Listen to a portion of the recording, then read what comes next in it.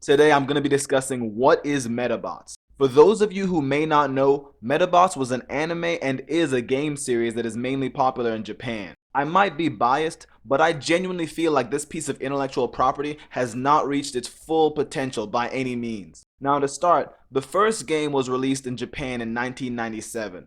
Most of their games have only been released in Japan. The first anime episode for Metabots was released in July of 1999. Now let's talk about why Metabots is awesome. One of the things I always loved about the Metabots IP was how the anime utilized a simple art style. Even though the art style was simple, they still managed to make all of the characters expressive and draw viewers into the fictional world. I found the world building to be funny and entertaining.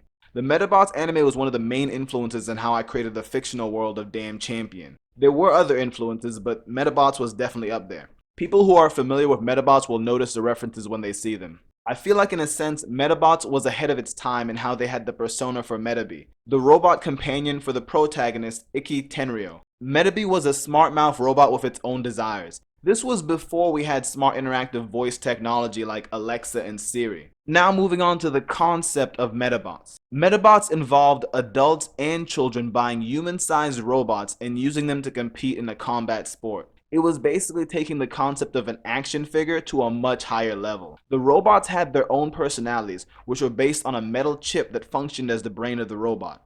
Rare metal chips were so valuable that characters in the anime would try to steal them. Metabots were also able to change their body parts because they were customizable. I didn't know any kid growing up that didn't want one of these robots like in the anime. Just like other animes connected to the monster taming genre, the protagonist wanted to become the best competitor when it came to having these battles with others. As far as English game releases, I believe there were 5 games that were released in English. There's Metabots Infinity that came out for GameCube in 2003, and then there's Metabots AX that came out with 2 versions back in 2002. And there was also Metabots Metabee and Metabots Rokusho that also came out in 2002-2003 era. So yeah, I believe, if I'm not mistaken, there were 5 Metabots games that came out in English. And all of those are way back in like 2003, 2002. So yeah, it would be nice to get a new one, but I don't think that might happen anytime soon. Recently, the last thing I heard about Metabots was that they won a lawsuit. In September 26, 2023, they won a lawsuit against somebody who was trying to use their name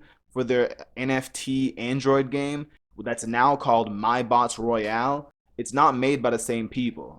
The original creators had to basically sue them. Would I like the original creators to make a new Metabots game and release it in America? Yes, 100%. I just hope they have a good understanding of what most American players will want in a Metabots video game. If Metabots did release a new game on the Switch or whatever comes after the Switch, I hope they would take some serious notes from the creators of Custom Robo for the GameCube. If you haven't played that game is awesome. It wasn't perfect, but it was awesome. If you enjoyed watching this video, be sure to subscribe and like and share. Find out what happens next time on the OFC.